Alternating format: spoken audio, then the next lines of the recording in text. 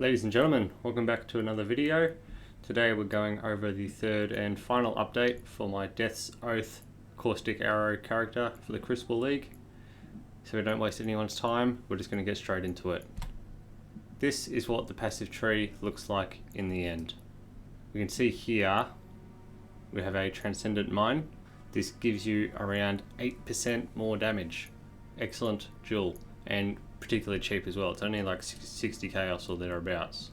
We have a Glorious Vanity jewel here of Zibakwa that gives us the Divine Flesh notable here, which is extremely important.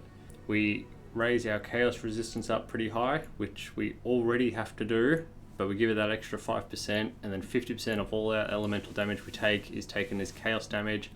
It just lifts up our base resistance level from 75 up to around 77 or 78. Just gives us good damage reduction for all elemental damage. I also took this anointment up here, which is a little strange. A lot of people will go for more damage or maybe, sovereignty over here for the mana reservation efficiency. I personally couldn't fit any more auras into the build with this node, so I didn't bother, and the build does have some issues regenerating its life, so I stacked a little bit of damage recoup here and as well on my ring, just to give us 30% more recoup, and it works quite well. We took up here Eldritch Battery. As you can see down here, our mana is pretty tight. You can only cast Caustic Arrow once or twice, and then you got no mana left, so the Eldritch Battery up here is really handy, and it also lets us run no regen maps. This character will run any map mod you can think of. Obviously, if the map's super duper rippy, then you might die. But there's no map mod which completely bricks the build. You can do no regen, you can do reduced aura effect, you can do reflect. Any curses you can do anything. The Watcher's Eye down here is a pretty basic one. It's just got the damage over a time while affected by malevolence. You could, if you wanted to spend more money on this, you could get one with like armor and determination, or perhaps evade chance and grace, something like that, but then you're looking at like 10 or 15 divines just for that jewel. It's quite expensive. The cluster jewels over here, we have a 8 passive chaos wheel with Unholy Grace, Unwaveringly Evil, and Wicked Pale. They have 2 medium clusters here. It could be 4 passive or 5 passive. This one's a 5. Actually, they're both a 5, but you only have to spend 4 to get to the end anyway. In the end here, I have just some damage, life, and resistances, and in this one here, it's damage, life, and resistances again. And in the medium cluster jewels themselves, we have Brute for Potency, which is just some damage and flush charges, and Flow of Life, which is particularly nice. The damage, life, regen, everything the build needs. These two are identical jewels. As for the Ascendancy, we are an Occultist. The most important one is this one here, Profane Bloom. Excellent Ascendancy. Cursed enemies you or your minions kill have a 50% chance to explode, dealing a quarter of the maximum life as chaos damage. Extremely strong. You'll often kill like 1 or 2 minions, and the explosion will kill the rare mob that they're standing next to. It's really nice. There is Withering Presence. Really good for getting chaos resistance. It just gives 60 chaos res. I dare say it's impossible to get chaos res capped without this node. Void Beacon, we have to take it, but it is nice. It gives the minus chaos res there as well. And this one here is good for the hex-proof enemies. There's not really anything else you'd take. I actually haven't utilized the second curse yet, but there's some, like, Forbidden Power wouldn't be bad as well if you can get some power charge generation. I actually have some on this character thanks to the Crucible tree on my weapon, but I like the hexproof, taking the hexproof node, because if you get a map where the monsters are hexproof, then your Profane Bloom doesn't work. This particular mastery here is really nice. Recover 1% of life per withered debuff on an enemy you kill. That works very well with Withering Presence over here, which gives a withered stack to an enemy every second for 15 seconds. So if you're near an enemy for 1 second and you kill it, you get 1% of your life back. It's really nice, because what happens is you go into a big pack of mobs, they hit you down for half your life, and then you kill one of them and the whole pack explodes and you're back to max life again. this node here gives you 2% of life on kill as well. So those two together, you're basically on full health the entire time. Even if you get chunked for 50% of your life, you're back to full straight away.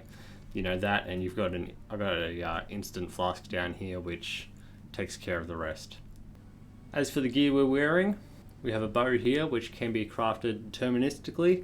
It will cost you around 7 divines or thereabouts, or you can just buy one from someone else. The Viridi's Veil here is a really important helmet. The top line there you can see gives +2 to socketed gems.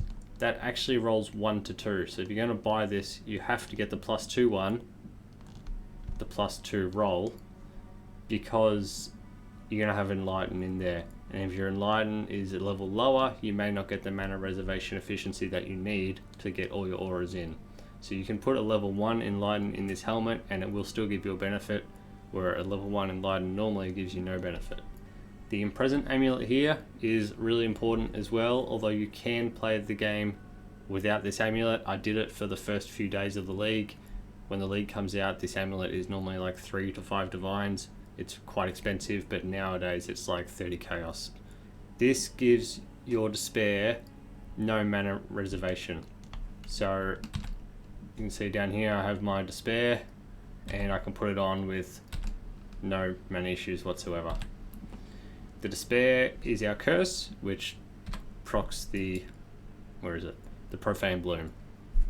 You need to have Despair linked to a Blasphemy support. This here might stump some people. Why the heck do I have a blue ring on? It's because of Viridi's Veil. You can see down there, if you read down the lines a little bit, damage of enemies hitting you is unlucky while you have a magic ring equipped. That means if every time an enemy hits you, the hit is going to be in a roll. Say the roll is 50 to 100. If the enemy hits you for 100, then it's going to roll again, and if the roll is less than 100, it picks that one. So if enemy hits you once, it rolls the damage twice, and then it picks the lower of that value. I hope that makes sense. It also gives you 2 things. You can put 2 blue rings on if you want. If you can fit it in, it's great. But you are hexproof if you have a magic ring in your right slot. That means we aren't affected by curses. They do not affect us whatsoever. We can run any curse that we want. One good thing is, and I've done this a few times, is if I'm in a map where there's no curses going on, I can just swap my ring like this and put it in the left slot, and then I'll take no extra damage from critical strikes. That's particularly nice if you're doing a juiced up map and it rolls with like 500% critical damage or something like that. The Death's Oath chest piece here is really interesting. It triggers level 20 Death Aura when equipped. What this means is you do not need to use a skill gem. The skill gem is in the item itself. So we have 6 support gems in here and no skill gem. If you want to check the damage on it, it actually shows up in your skills here, in your character sheet. If you go all the way across, we can see here Death Aura. So we can just run around and this is constantly damaging enemies near us. The chest itself also gives some excellent stats. You got life, you got a lot of armor, you got attack speed. The all attributes is really nice. But you can see that second last line down there, you take 450 chaos damage per second for 3 seconds on kill. That doesn't stack, it's just once you've killed one enemy, you're going to take 450 damage per second.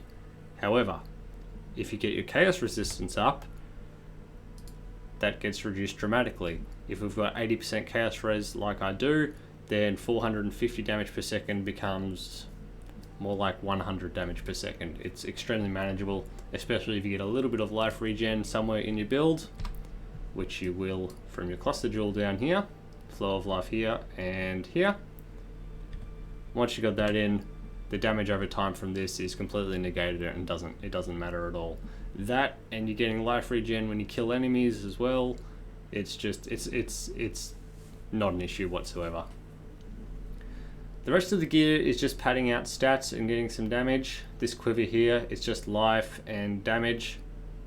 I did manage to get one with dexterity, which is really nice because using a Marraketh bow like this one, it's got a huge dexterity requirement. 222 dexterity is pretty difficult to get. So getting the dexterity on there was a big win. it actually allowed me to change my boots, which had dexterity on them, and I got some boots here with spell suppression on them instead, which is obviously really nice as well. Ignore the Eater of Worlds and Searing Exile implicits up there. The action speed one I might keep, but I definitely don't need the ignite one. I just haven't gotten around to changing it. The belt here, you can probably ignore the attributes. I actually need it, just the way my build worked out. But it's basically just getting as much life on there as you can.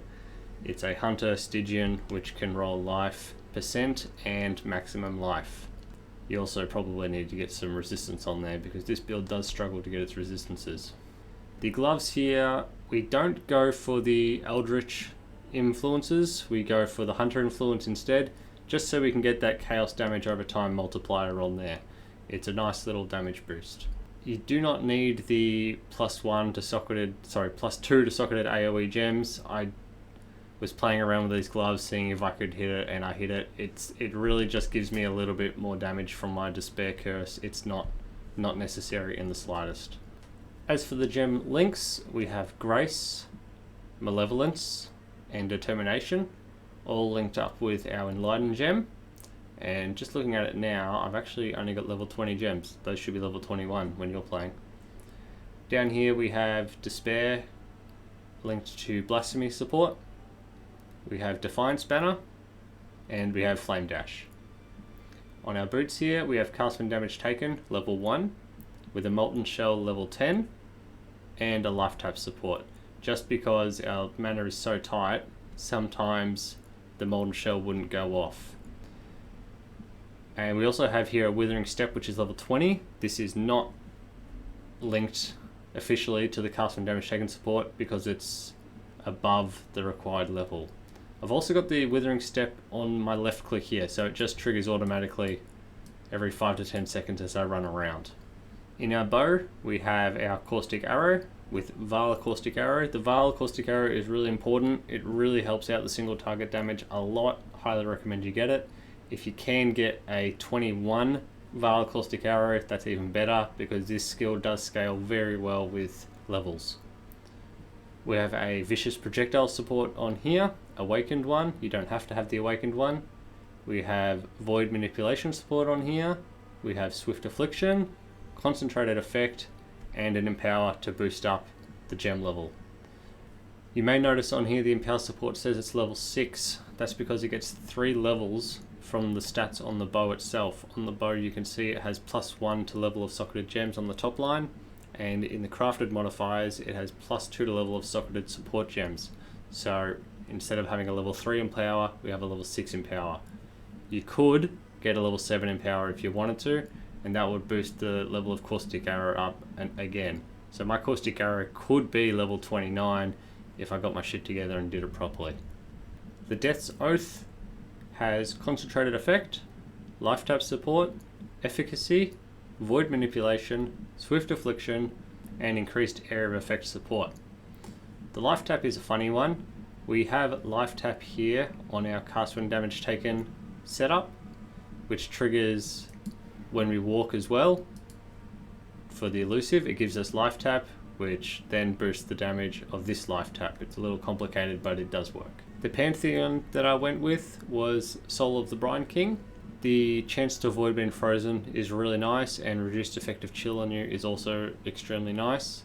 And for the Minor God, I went for Aberrath, which is reduced duration of ignite on you and unaffected by burning ground.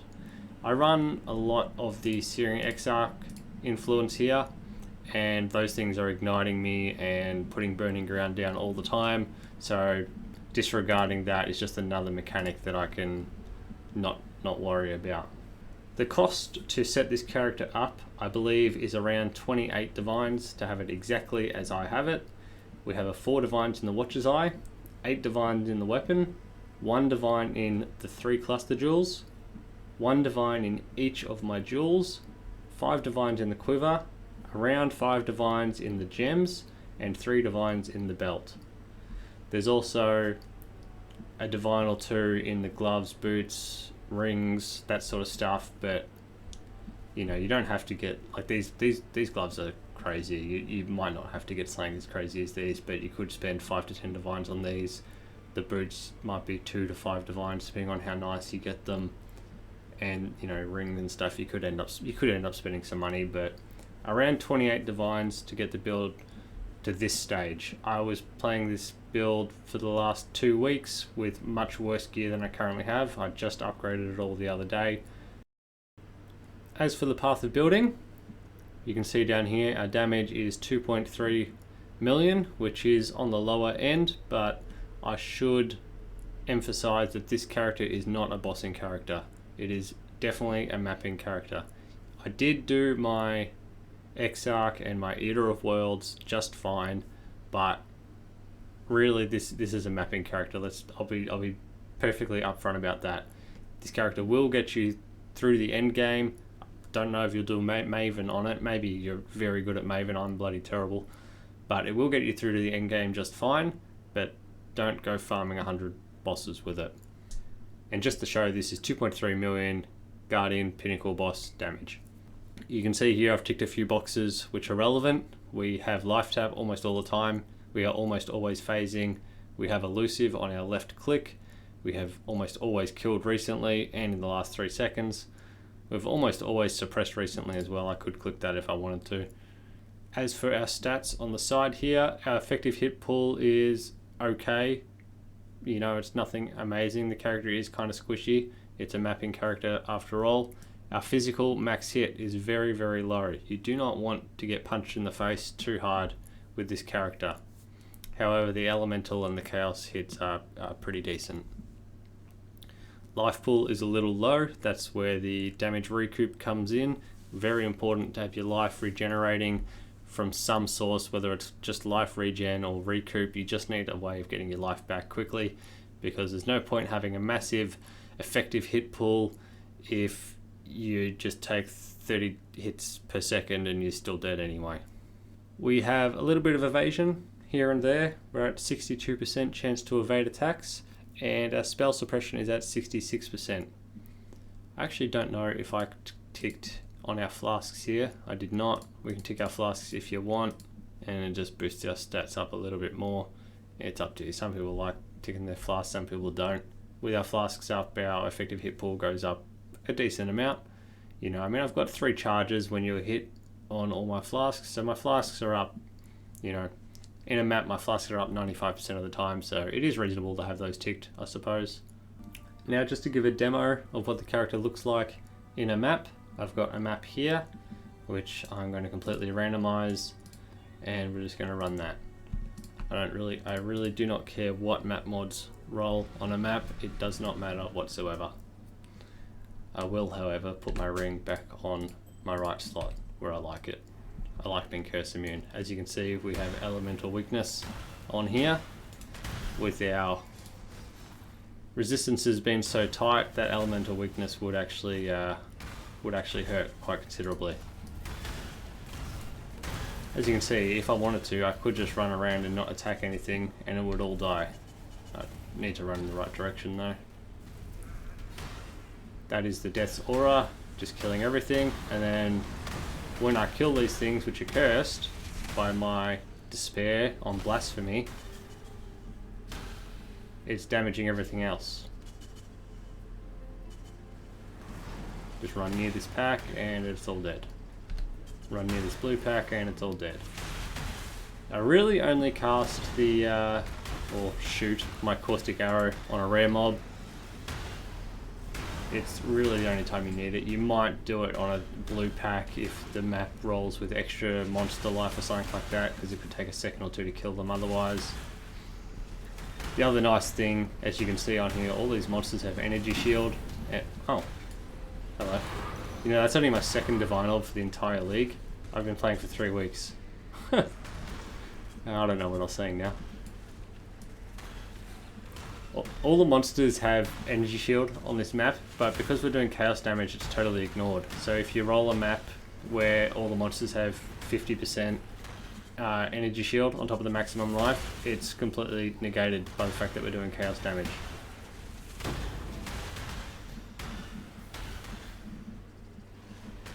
Anyway, I think you guys get the idea.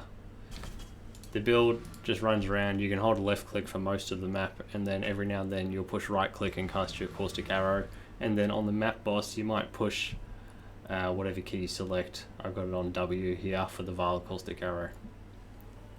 All in all, the build is extremely solid for mapping. I played it for the last 3 weeks and I didn't have any issues with it at all.